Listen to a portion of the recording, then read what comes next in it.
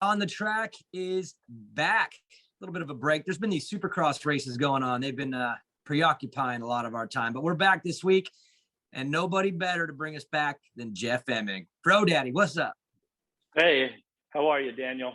I'm good. How are you? I like to call that, you guys had a little pause. It was a pause. A little break, a pause, yeah. It was an intermission. It'd be like halftime, and we just came out of into the second half, and Jeff Emig's got the ball. That's right. That's right. What's up, man? How are we?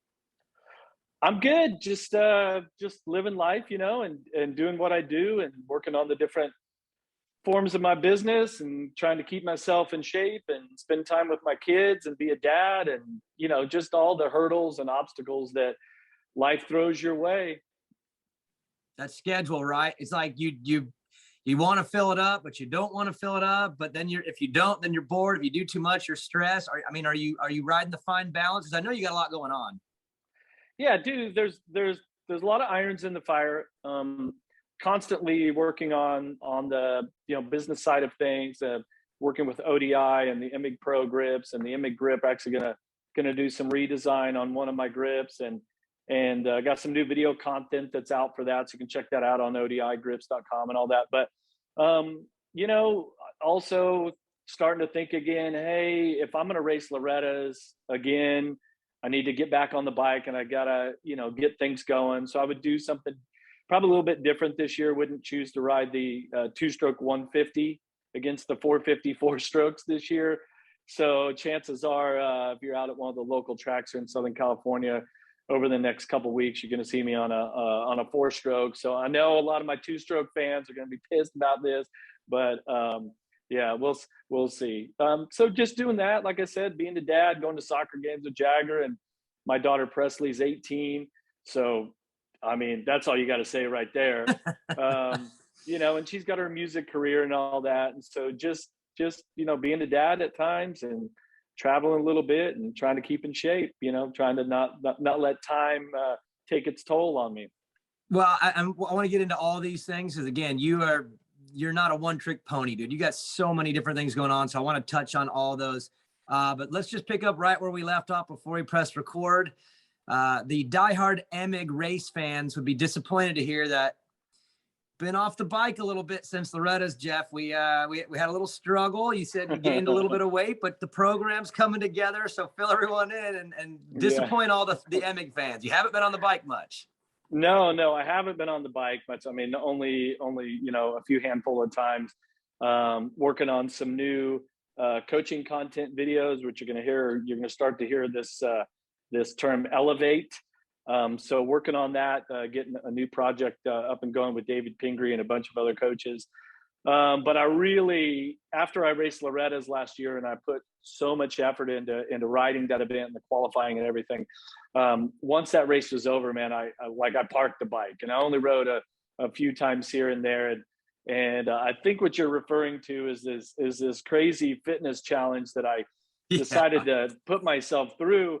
And I don't know where it came from. I just, it's around Christmas time and whatnot. And I said, man, I really got to do something to kind of kickstart my fitness. Now I ride mountain bikes a lot. Actually did a mountain bike race for the first time a couple of weeks ago on the Intense Carbine. I ride exclusively Intense bicycles. And John Eric Burleson and his son, who do a ton of that, got me to go do an enduro race down at Vail Lake. I had actually never been to Vail Lake, but I just went and did the race. So it's like going to race, but you don't ride any practice and you've never been to the track. Anyway, so I ride my bike a lot, but I started thinking about, okay, what can I do something to kind of jumpstart some fitness? I got a spinner at home and things like that. Well, I decided that for every day of the year, I would do a push-up and a sit-up, right? Start small and just kind of ramp it up. My trainer, Jordan, said, hey, you're going to have to do some sort of pull also. So I do a push-up, a pull, and a sit-up for every day of the year. Start with 1, 2, on through the months. Well, take, for instance, today I just got finished, and today is the 96th day of the year. So I just got done doing 96 push-ups, 96 pulls, and 96 sit-ups. And you can see how this is going to go. Are you in? Do you want to try to catch up?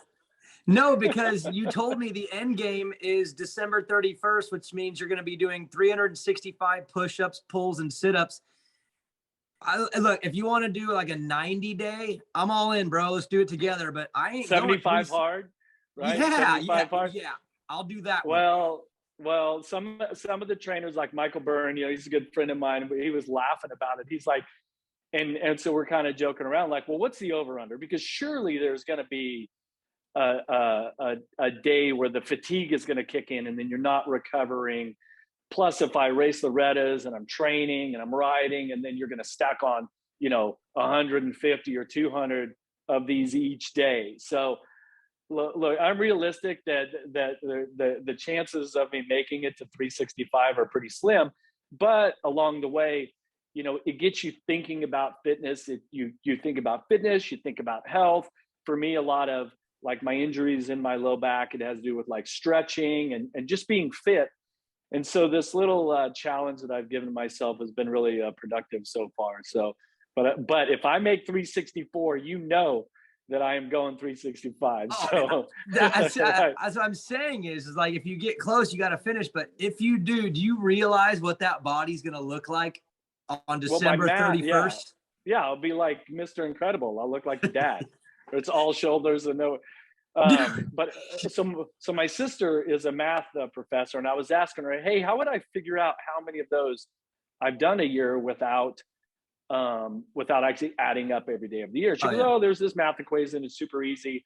And I think the number was, it was like 76,000 or something. I'd have to do the math. I don't know. It was in the tens of thousands is what the actual number would be. So I don't know. I guess if I get to a point and I decide, hey, that's it, challenge is over, I'll probably go on social media and kind of post my numbers and see if anybody wants to take that on next year and try to beat my number. So. It'll be impressive. It's already impressive that you're doing 95 yesterday, 96 today, 97 tomorrow. Like, that's already impressive. But dude, 365. And the fact of what your body would look like, your legs, your waist, all tight, and then you'd have this big triangle upper body. Dude. I mean, we'll see. Yeah, we'll see. But there's a synergy to it also. Once you start doing any sort of little cardio, and then all of a sudden, well, maybe I'll eat a little better, and then maybe I'll get some sun, and I'll make sure I'm outside. So there's a real synergy to health, and vice versa. Like last year when Loretta's was over, and I was kind of burnt on it all. And I'm like, man, I trained so much and I focused so much on racing, the amateur national. And then I'm like, hey, I got to start thinking about some of my other businesses. The NFL started, I'm watching football games and, having a few adult, beverages and things like that. And then it goes the opposite way, So I like the idea of doing this and just, thinking healthier and being healthier, because it scales and starts to change how you think and your daily business. You should try it sometime, Daniel. Actually, I'll try something. I'm not doing what you're doing. I'm just, it's a hard no for me. But I like what you're saying though, because when you're feeling better and you're working out, there's a kick in your step. And again, if you're taking on a lot of things like you are, you gotta have the energy. And if you don't, like, you're gonna fall apart. So the coaching, the grips, I want to get into all these. The TV, did some arena cross this year, you and Ralph back doing the Hoosiers, which I want to get into, because arena cross is its own animal, right? It's like nothing. It's like nothing else. Well, like take for instance. So I represent Rhino Power products, right? Supplements, health, performance products. And I was supposed to do a photo shoot right after Loretta's because I was in good shape. I'm 51. I'm not 21 anymore, but I use the products religiously, whether I'm mountain biking, whether I'm doing my workout here at home, whether I'm motoing and everything. And so, all the other Rhino Power athletes that they do all these gym, photos and videos and stuff with, Christian Craig and Colt Nichols and everybody. I mean, they're just chiseled. Well, I can't come in with a spare tire around me at 51, right? I can be, the face can have a little time on it, but the rest of the body's got to look pretty good. Well, by the time that we kept pushing this photo shoot back, then it was like, we're into like week 8 of the NFL season. No, not good. I'm not doing any photo shoots. Sorry, Ryan. So I mean, it would be super counterproductive to their brand, right? yeah, right. All right. So anyway, so yeah, that's just part of Awesome. the stuff So I do. get into all those things, but I will pick up on something that you just said, which is Loretta's. Is the plan to do it again this year? Like coming up? Yeah. Now I've always said that you better be on the bike and riding a couple times a week by the end of March. Obviously, we're a couple days past that, right? I mean, a couple weeks past that. But last year, because of the Fro at 50 video stuff that I did with Verb and had Rhino Power and FMF and Fox and Shift and ODI and everybody back it, I took it really seriously. Plus, I hadn't raced, at any sort of level since 2006. So I felt a lot of pressure, and I felt like I don't want to go there. Even riding the plus 45 and the plus 50 and all that, you don't want to go there and not be your best, right? We know it's not, 1997 anymore. It doesn't have to be, but you just want to feel your best and be your best. And plus, riding the two-stroke 150 was obviously a disadvantage in certain ways. And so, but I did put a lot of pressure on myself, and the video project with Verb was super fun to do. But I think if I race this year, the plan is to race, but it's to have a little more fun with it, and not, I think I keep a pretty good mindset about, and which is this is what comes from my father, from decades and decades of his coaching and parenting, is to not focus on the result, but to focus on the effort, right? And you as a father, I think we talked about this with your son when you were down at where was that, Paris Raceway, but results can vary. What you can control is the effort, right? And the mindset and the effort and what you give. And I mean, we saw that in Monster Energy Supercross this year. You've got maybe some of your top 250 guys, they go out and give this good effort. Well, stuff happens and there's crashes and different things. You have this incredible effort and you get a third. Or you could go out and whole shot and lead the main event and be like, well, I didn't even really try that hard that race. That race was pretty easy, but I won. So, controlling the effort and the dedication is the key thing to focus on. And if I race the Loretta's this year, is just really not to think about results or anything like that, which I feel like I did a little bit last year, is that I would just try to have a little bit more fun with it. Yeah, and not put so much pressure on the result. Like you said, you're going to give your best effort because that's just all but at least have that other side, right, where you get to enjoy the event, the process. Because I know you worked hard last year. And I did enjoy myself. Don't get me wrong. That's why I'm coming back again. And I kind of approached last year like, hey, this may be the last time that I do this, And then all of a sudden it's like, well, I kind of would like to race again. And like Carmichael, he gives me grief about it all the time because his big ride, his big road ride, the adventure ride, is like a week or so before that. And I'm like, well, if I do Loretta's, I probably can't do that ride. He's like, come on, dude, when are you going to stop the racing thing, type of deal. And I just really enjoy it.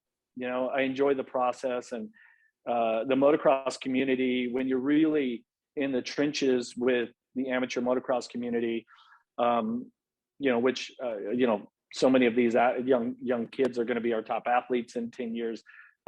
It's just a great community to be around and super fun. It is. I mean, without question. I went there last year just to watch and hang, and the sport's fun at all angles. Especially, like I said, if you're competing at the highest level, if you're competing at Loretta's, if you're racing local, I think that's why everyone does it. At the end of the day, we all love it. So there's no question there.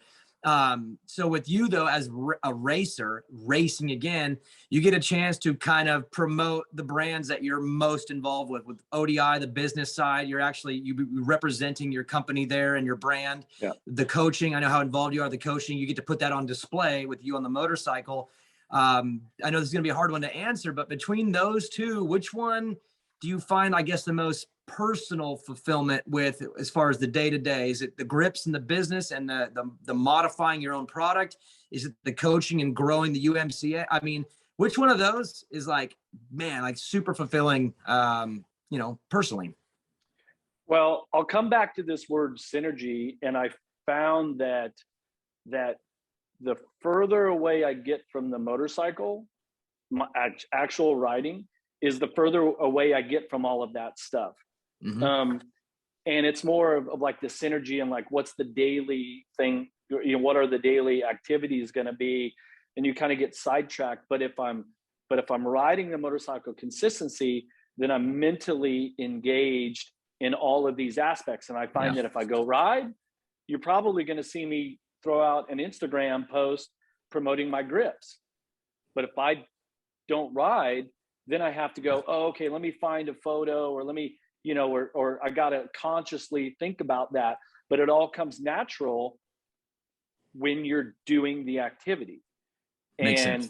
And I always pride myself on being really authentic. Like when I go ride and I want to promote Rhino Power products, I tell people, I try to educate people. Of course, there's the promo code of Emig 20 for the discount, but it's really authentic.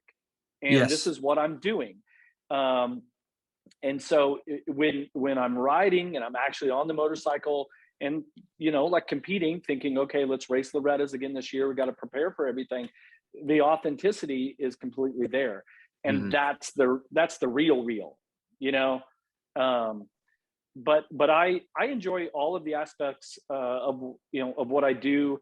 I was just on the phone with David Pingree, who I'm a partner with in this new project called Elevate. We haven't released a lot of details on it. I'm not even sure if we're supposed to be chatting about it now, but anyway, so we've got a bunch of stuff coming down the pipe with that, with coaching stuff. And actually the last two of them in the last 2 weeks, I've done these learn to ride coaching sessions with one of our USMCA coaches, Kylie Nordby. We've done some learn to ride days at Fox Racing because we have a mini bike track and everything out back of the main headquarters in Irvine, California. So we use part of the parking lot as our range. And then we teach these employees from Fox that literally have never ridden a motorcycle. Okay. Teach them to get the motorcycle going, learn, ride, and then get out on the mini bike track by the end of the day. And it's the most fulfilling coaching that I do. And Kylie is an MSF dirt bike school certified coach also, and she's at the Honda Rider Training Center in Colton. And so she knows the learn to ride, like boom. I mean, every word, everything that happens. So I go in and we support that, and I find that to be some of the most fulfilling coaching that I do also. That makes sense too, because it's one thing to coach somebody that at the highest level and you're just looking for a tenth of a second or something like that. But then there's that other side where it's someone who's never ridden. You get a chance to watch them on their first day. Sometimes it goes a little sideways, which is sometimes part of the fun. But I would have to imagine at the end of that day, you probably feel the most rewarding because someone just experienced something for the very first time. It's not their 1,000th day at the test track where you're working on this one little piece of their program. You're like, that person started today, never rode, and left, rode a motorcycle. So is that how it works? Because I would feel like that would be the most rewarding. Yeah. Now dirt bike school through the MSF is about a 5-hour program. We do this in about 3 hours. We've had 5 or 6 riders at a time. But it's pretty interesting how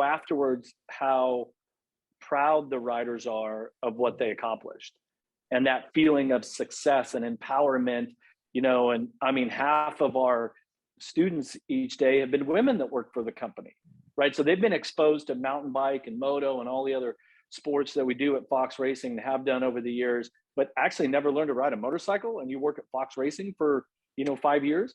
Right. So, Jeff McGuane and the president, CEO, and the other leaders of the company just said, "Hey, look, we think this will be really, really good for our people to, have this experience and know what it's like to ride a motorcycle. You and I, we take it for granted. We've been riding forever, and you really, it's so empowering, and especially for kids."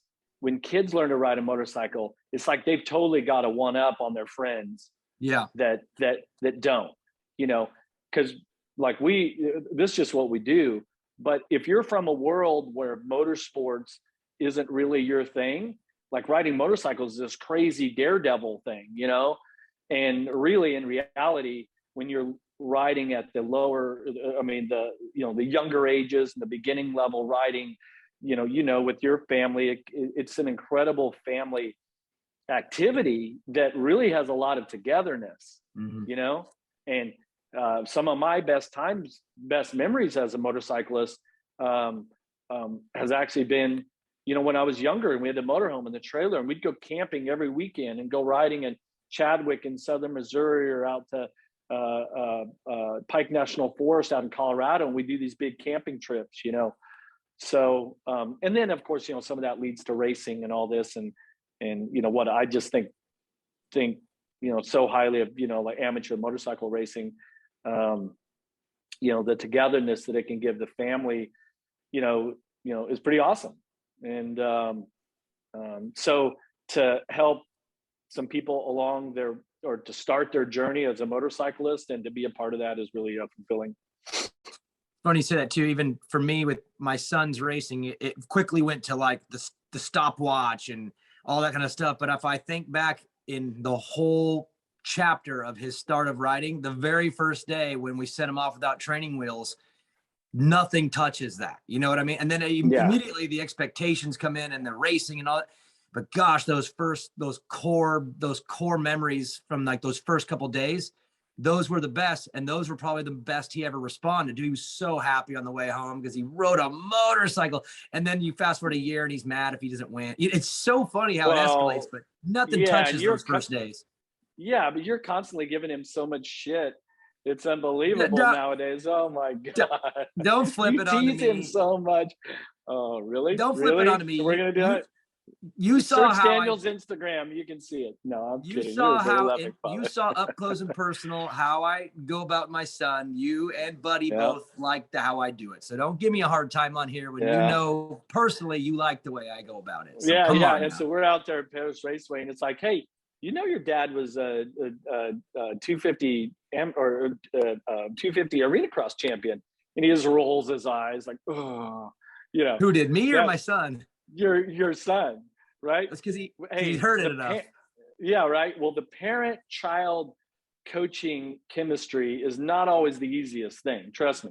And that's why, you know, if you can find good coaches through the USMCA, on good USMCA certified coaches through motorcyclecoaching.org, you can find that sort of barrier, right, where you can support your child, find a coach that, you know, has that little bit of separation to help teach them these skills, you know.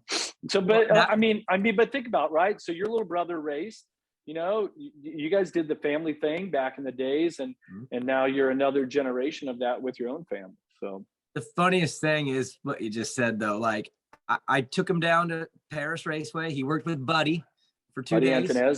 Buddy Antonez. And when it was all said and done, I said, so what'd you got? Because I stayed out of it. I stayed all the way out of it. And Buddy said, well, this is what we worked on. And he gave me the list.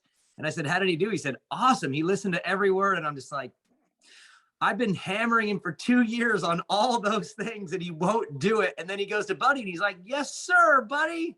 And it's son, I told you all this stuff. And he's, for some reason though, the father-son thing is very, in fact, I want to get into this at some point, but the Tomac relationship is insane how well that one's worked, because I don't feel like those work long all the time, because the kids it doesn't work for everybody. It doesn't work for everybody. That's for darn sure. You know, but you know, just to kind of put a button on this thing, like Ryan Duff and his family, a couple of boys are racing amateur stuff.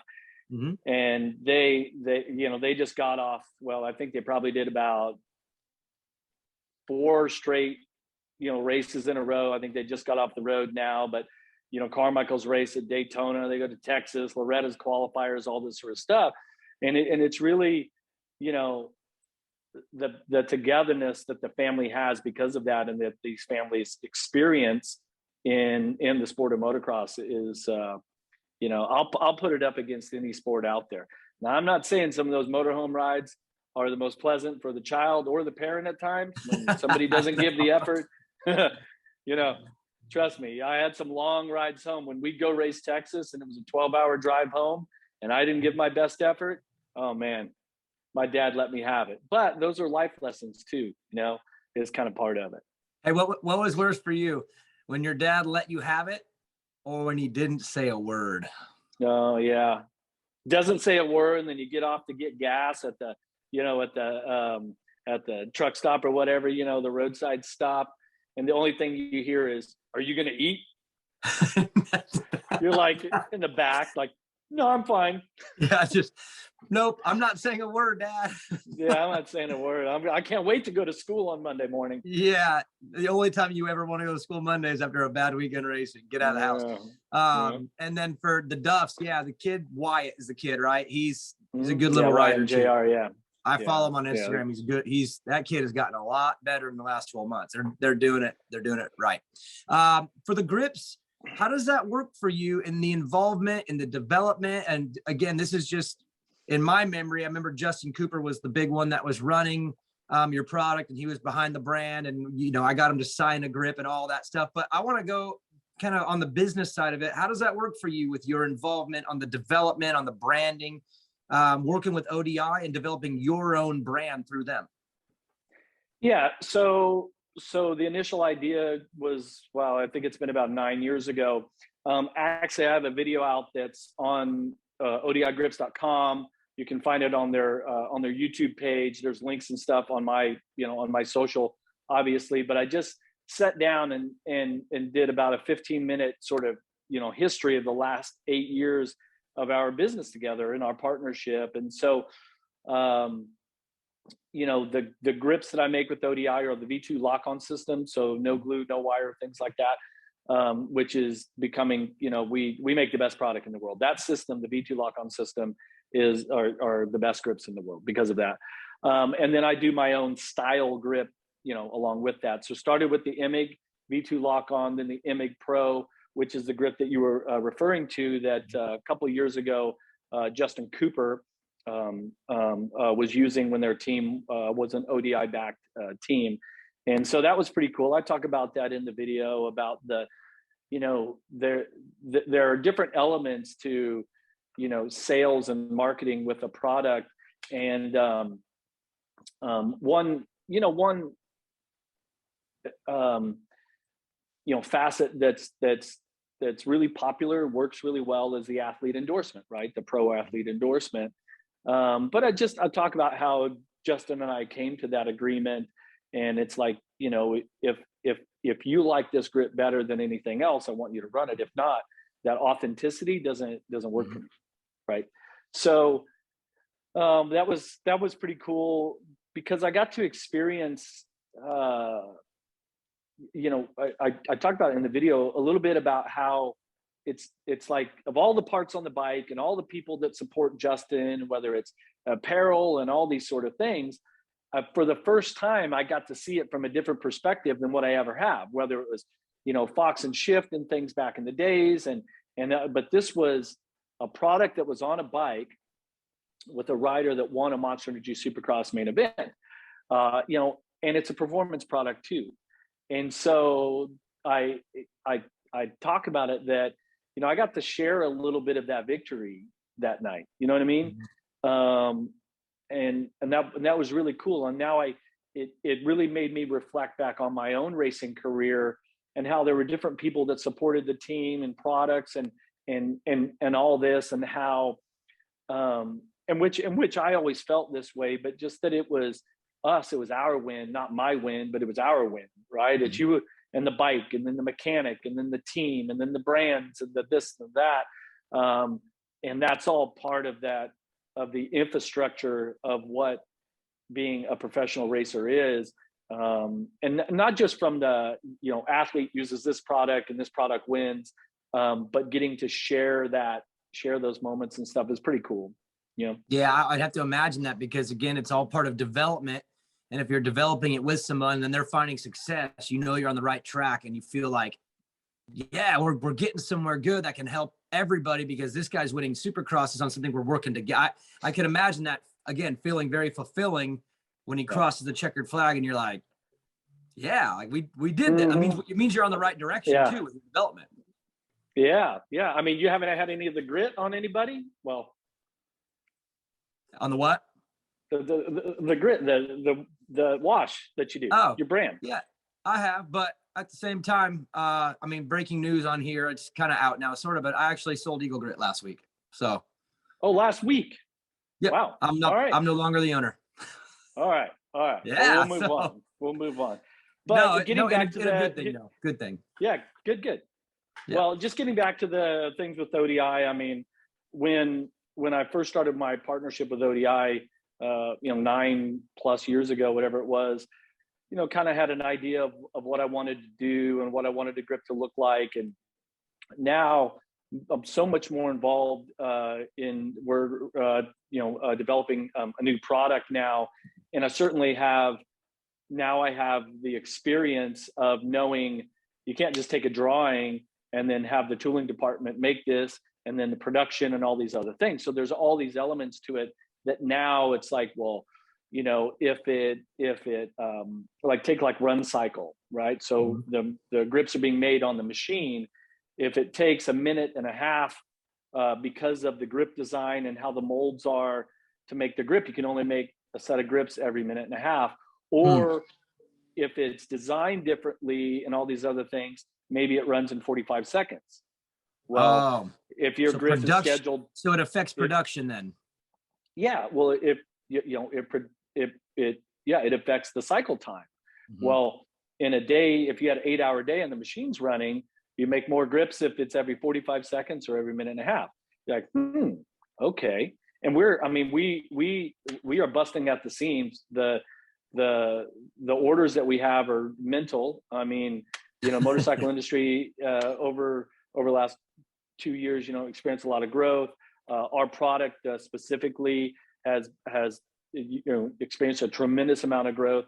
And so those are things that you think about. And also thinking about with the tooling department, we've always pressed the limits with Jose and the team and everybody there at ODI. But I think about it a little more realistically, like my head's not in the clouds for what something should be. It's like, okay, well, now I know a little bit about injection molding and how this stuff's made and how it all works. And so, just everybody works a little more efficiently that way than just me coming in and here's what I want, make it happen.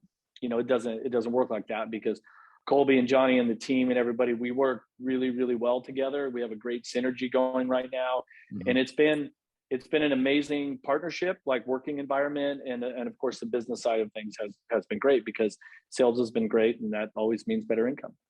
That's awesome. Yeah. I love that side of it too, especially when you're developing a new product and when you go back in time after something launches and you revisit like what it took to get there, it can feel so fast, even though the process is long. And then next thing you know, it's promotion and getting it on as many handlebars as possible. It's just it's a rad process without question. Yeah. And I mean, think about, and we're just talking about a set of grips, $30 product, imagine if it's some stuff that has, a tremendous upfront development cost. And I mean, think about what it's like being on the motorcycle, on the OE side of things. You're going to develop a whole new 450 machine. The risk involved if you get things wrong, and how when your team is efficient and they do things right and everyone's working at their best, and you make a great machine. A machine that cost $11,000. Right, and think about that development and what went into. I mean, and then sometimes you see that on track, and then it takes a while. Like when a new model comes out, and I'm sure you've been a part of this in years past, where the new model comes out and that doesn't mean that it's good right away. You got hurdles to get through. I mean, for this year, I'm thinking just the KTM guys having to just iron through it. Is there any stories that stand out from you when you had to do something with a new model where you're like, this is going to be great? Oh boy, we're not there. Does that happen at all? Yeah. I mean, of course it's all, I mean, that's not all the time is the new model ready for race spec. Now, the interesting thing is to try to explain to the average viewer that would be watching this and maybe doesn't ride or just rides a little bit. It was going, well, if this new bike is so much better, that's why they made all the improvements from the previous year's bike, and it's a new chassis or a new engine design. why does that just not always, transfer into results in, let's say, Monster Energy Supercross, right? And that's because the getting the spec and the suspension, chassis balance, engine, power delivery, brake, all these nuances to the motorcycle, getting the rider and the motorcycle synced up. It's really hard to actually put into words like you think. Give you an example. So back in '98, we go to Millville to Pro Motocross, and I had a brand new chassis. Jeremy Albrecht had just built a new bike, so a steel chassis. The steel chassis actually kind of had to settle in, like, so some of the like the chassis would bend ever so slightly, and the linkage mounts and stuff would kind of bend, and the bike would settle. Right, aluminum chassis are much more precise. Well, I go out to ride the first practice, and it's like, oh, the back of the bike is high, like I can't ride it. So they measure it. You're checking the sag, and they go, okay, we lower the sag on the rear shock 2 millimeters. 2 millimeters. You could measure it 5 times and it'd be different every time, but we're gonna, take 2 millimeters out of the deal. Well, then I go ride the bike, the second practice, and everything's great. Bike's brilliant. I think about that now and I go, that seems so silly. It seems like how can that even matter? Something that small. Sometimes I haven't checked my sag since I got my shock back from Enzo Racing. I never checked the sag. I just go ride the thing. Well, I'm also not as in tune with the bike as what pro level Supercross guys, and it's great these days because of all the technicians and all the parts and everything. They can get on their practice bike, the test bike, race bike, whatever, and it's the exact same. But that just tells you how in tune they are with their motorcycles. And so if the thing turns a little different, or the fork's a little stiffer, or the shock's a little high, and it's mental, but it goes to show how when you get to that level, you are splitting hairs, and it is, changing 3 clickers on the shock from the heat to the main event could mean the difference between winning the main and not. And I also think because of the risk involved in Supercross, you look at a lot of time guys make it look pretty easy, but there's a lot of risk involved in a professional racing, right? Much different than just amateur racing and out riding with your buddies on the weekend.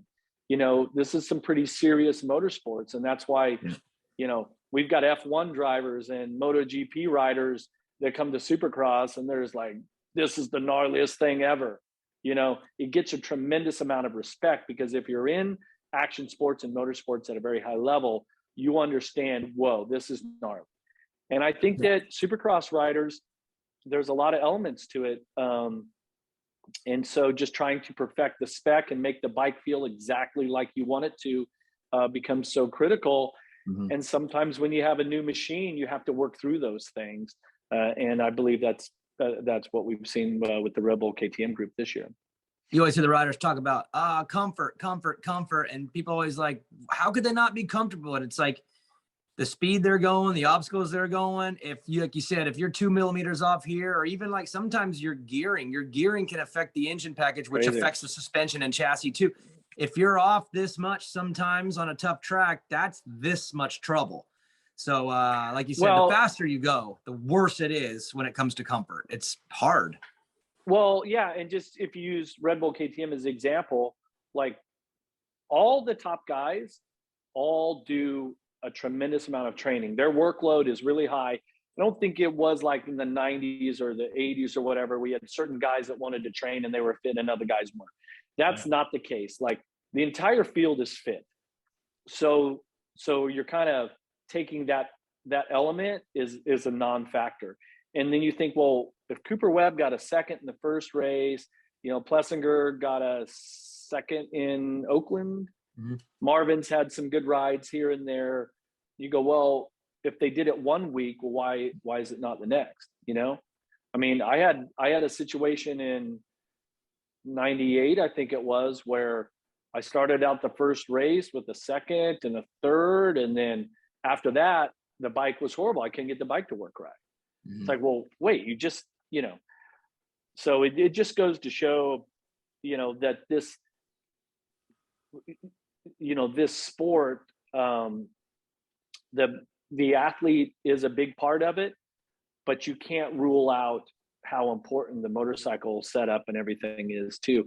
And comfort and a rider working synergistically with his own motorcycle. And riders have to be responsible for working with the team to try to achieve that. Because think about last year when we were in Salt Lake, Cooper Webb whooped everyone's behind. Okay. He struggled this year. Mm-hmm. He's not a different rider, but a few years back when he's riding Yamaha, he had won as a 250 rider, struggled on a 450, and then a couple, year here and there was just unbeatable, and then not, and so the motorcycle becomes a big part of that too. And that's why I absolutely love Supercross and Pro Motocross, GP Motocross, is that we are the ultimate blend between action sports and motorsports. Like, we are right in the middle. And that's why all the action sports guys from surfing, skating, snowboarding, they come to Supercross. You got Daniel Ricciardo and Valentino Rossi and Pedrosa and these guys showing up to Supercross, and they just like, this is insane. I truly believe that Supercross is like almost like the pinnacle in the blend between the two, I never thought of it really that way, but it's literally like the perfect blend, because it is extreme. It is gnarly. It is like those crazy stunt type sports mixed in with a motorsport where it is all racing driven. I never thought of it that way, but it's pretty much the perfect blend. It's the perfect blend. Yeah. Well, because you can see the self-expression, through the physical side of things. Not trying to knock, motorsports, but you're watching a NASCAR driver and you can see some tendencies and some styles of driving, but really to the naked eye, it all looks the same. Formula One, you're just encased in and all that. But with us, there's a distinct difference to how Jason Anderson rides the motorcycle, to Eli Tomac, to Malcolm Stewart, to Cooper Webb, blah, blah, blah, blah, blah, down the line.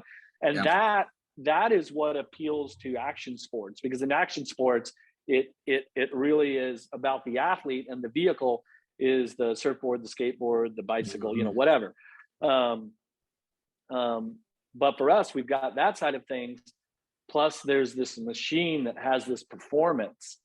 And we just got done talking for 10 minutes about how the performance of this motorcycle plays such an important role, and how it propels the athlete. The other sports are basically gravity fed, if you will, and we are powered, and that's what makes it so interesting and such an incredible sport to view and watch and be a part of. True. Hey, we were at I think we were at Indy. This was some years ago. Ralph and I are walking around during a practice, or the end time practice. And, at Indy, it's a football stadium. So the track is built pretty close to the edge of the stadium. Yep. So we're walking down one of the straightaways, and I stop and I look at Ralph. I go, man, this is nuts. And he's looking at me like, dude, like, don't you know? Yeah. He's like, this is what you do, and granted, it had been some years since I had done that, but once you're trackside, it makes the sport look a lot different. It'd be great if, Daniel, what if it's probably physically impossible, but imagine if we had the ability to give the 2-up rides like they do at MotoGP, Formula One, like NASCAR, where you can set set shotgun and somebody could take you around a NASCAR track. Imagine if you could do that for Supercross. Like, it would change a lot of people's impressions. We would need some advances in technology to safely pull that off, but I think that would be some stiff rear shock springs and some serious dampening of that shock. And Travis Pastrana will be the one to do it, because he has no problem putting someone on his lap and flipping into a pit. So if it ever happens, we'll get Pastrana on the job. He'll be the one to take him. Hey, here's what we'll do, Daniel. Next time you're down in SoCal, we'll go out to Lake Elsinore Motocross. Well, they have a skydiving place right next door. We'll get some of their like equipment for first-time skydivers. I'll strap you to my back and we'll go see if we can do some laps and see how that works out. We could do a little test runs. Would you be comfortable with that? Why is it? Because I'm smaller, I have to be the one in like in the baby pack? I didn't go baby baby carrier. You're the That's one. what Yeah. I thought of. I thought you want to put me in a baby carrier, and it's like that's is that a subliminal height joke, Jeff? No, I saved those for Carmichael. I know. Hey, we are within a millimeter of a it's this close with me and Ricky. I won't tell you my tricks, but I got tricks. Yeah. I'm glad you brought him up, because my last question before we go, Real Talk 447 has been back this year. I was able to fill in for you when you were slacking one week and you came in way late. So you're welcome. But how has Real Talk been getting back with RC? I saw you had Car Now on this week. It's been fun to get that going again. Yeah. So, you've done podcasts and video versions and everything. And so Ricky and I, every year Real Talk 447 has been a little bit different sort of format. We just kind of simplified everything. And even from the beginning, we would have these conversations during the week where we were chewing the fat and, debating things about Supercross, motocross. And we're like, dude, we should do a podcast and just bring this there. Well, now Real Talk 447 is basically, we use Instagram Live, super easy, streamlined. You can find it either on my site or Ricky's, but we do the initial Instagram Live through Ricky's feed. Mm-hmm. We try to do it Monday or Tuesday. We're feeling like we need to be a little more consistent, like Tuesday evenings. And then we take some questions, as the texts come through, and we just basically chew the fat, and we try to keep it pretty low key and just have some real talk, where it's not really structured. We don't have any sponsors or anything like that. We're not beholden to anyone. And we've had people support us in the past, and it's been great, but it's been a lot of work, and it took a lot of the fun out of it just by having to fulfill those obligations.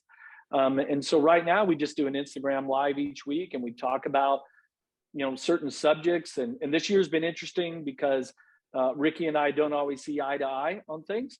Best part. That's the best part. Especially when it comes down to like some rough riding and that, which this season there's been a lot of controversy that way in Monster Energy Supercross. And then we, just debate performance and riders switching teams, and we get the fans involved. And then like yesterday's show, we're on for a couple minutes, and Carmichael notices that Logan Car Now had jumped on. And so Ricky goes, "Hey, Logan, send me a request. We want to talk to you." Right. So there was no plan for that. That's awesome. And it was great. Just to hear about Logan's, how his season's been and the challenges he's had and what he's got going on. So that's been pretty awesome that way. Yeah, it was cool. I like that too. And I like when you guys get into those discussions. I mean, I've had a chance to talk to you and Ricky, obviously, about these incidents that are happening. And the one takeaway that I have is that no one's ever on the same page. And I think that's a good thing. Sometimes when everybody agrees on the same thing, there's no fun in talking about that. But when you've got different takes on these controversial issues, it makes it entertaining, and it makes you have to dig deeper into your thoughts to support your belief, which ends up making things a lot clearer. I love that part. I think it's the best part of having those discussions, Yeah. And I think in my everyday life with my friends and some of the social issues and things, we have some really spirited conversations, and we get these different aspects. And, there's probably a part of human nature is you want to be right. But it's also about exploring like, okay, well, let me hear your best debate on things. And I think maybe I typically, skewed towards the underdog, and maybe even like just letting the sport be what it is, and like not like less governing, if you will. And this year, certainly with like a lot of the rough riding incidents and things like that, it's like, well, I tend to ask the question, well, look at what these guys are doing. Look at what the machine is capable of, the physical, strength and skill of these riders, and you're putting this into the size of a football field or a baseball stadium. And you've got 180-degree turns where one guy can be going into the turn on the inside and the other guy can be exiting the turn on the inside. They're almost having a head-on collision. And so, the fans have a very strong opinion on things like this, and their rider, and probably human nature. But if your guy gets taken out, that's your guy, and yet you're fully supporting that rider, and that's part of it. It's like you being a Dallas Cowboys fan. I mean, nobody in their right mind would really pick that, but you live and die. Oh, sorry. Did I go too far on that? Just beating a dead horse, bro. I'm used and abused, man. Just saying. It's too easy. It's low hanging fruit. But you get what I'm saying, just about the fans, man. That's their rider, and they stick by him. And that's great. I mean, that's part of our sport. And when these, 50,000 plus fans show up to St. Louis this weekend for the Triple Crown, they're going to have their rider that they're cheering for, and they want to see win. And I guess that's just part of what makes the world go round, in the Supercross world. And that's why they keep watching too. So yeah. So this weekend this weekend's Triple Crown in St. Louis, and then 2 weeks is the first 250 showdown. Oh yeah. Two very good weeks in a row. Yeah. For me, Ricky and I talked about this on Real Talk, but the whole sport, the whole world of Supercross, they can't wait to see the veteran Christian Craig against the young guy Jet Lawrence, and who could be the spoiler in there? Lawrence's brother, Hunter, Mosman, McAdoo, that one's really going to be interesting. And especially because at the Dome there in Atlanta is such a great place to race. I mean, whether it was the Georgia Dome and now it's the Mercedes-Benz Dome now, but the fans in the South there are pretty strong. So I don't know. It's gonna be interesting. I can't wait to see it. Me neither. There's certain chapters of the season where you really are excited, and we're about to go into a little chapter right now that I like. So, my other thing, real quick, is that I was thinking, I think it's pretty interesting right now in the 450 class that the veterans really have outlasted the young guys, right? And Ferrandis skews a little bit older in real life, but he's he's a younger 450 rider, but that experience that the veterans, you've got Tomac, Anderson, Barsha on top in the top three, has really proven to be important this year. I think that's kind of interesting. Different. That's what's crazy is this 450 class it's these 29, 30-year-olds are dominating, and all these younger guys can't get it together, where normally in years past, those older guys they start to wear out. I feel like those guys are just getting stronger. Doesn't it make you feel the sport's in a pretty healthy spot when all the top guys are in their late 20s, early 30s, and they're still just at their peak? I mean, I think it's healthy for the sport. Yeah, and I think it's interesting because we were talking about the stats yesterday about how if you want to be Monster Energy Supercross champion in the premier class, statistics say you better win the regional class, because if you don't win that, the statistics say there's no chance you'll ever win at the highest level. But yet you've got a guy like Ferrandis that was coming off of two championships as a 250 rider and has really struggled for some consistent podium results. That's interesting. Sexton shows speed, but a ton of mistakes. Like, that blows my mind that you got somebody as good as Chase Sexton, and yet he's out here making these crazy mental mistakes all the time. And back to back. Same thing with him. Back to back 250 champion. Yeah. So it's wild.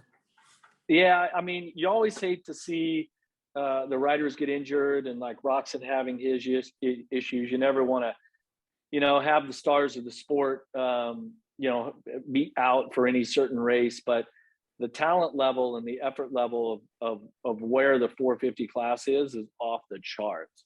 That's like, I would much rather be in the broadcast booth or talking about it with my buddies sitting on the couch Saturday night than to be out there racing right now, because it is gnarly. It is dog. Yeah, we put a lot of pressure on the riders, but man, they are under a lot of stress because it is like the best. I mean, it's wild right now, and yeah, that's why we watch. Well, Jeff, we'll wrap this one up. I think we need to do a part 2 because I haven't even tapped into like things I wanted to talk about. So I'm gonna force a part 2 with Jeff Emig. But for today, this is episode 74, and I'm sure I'll be talking to you here in the next few days before we head to St. Louis. All right. I appreciate it, Daniel. Thanks everybody for watching. Can't wait to see you at Supercross soon.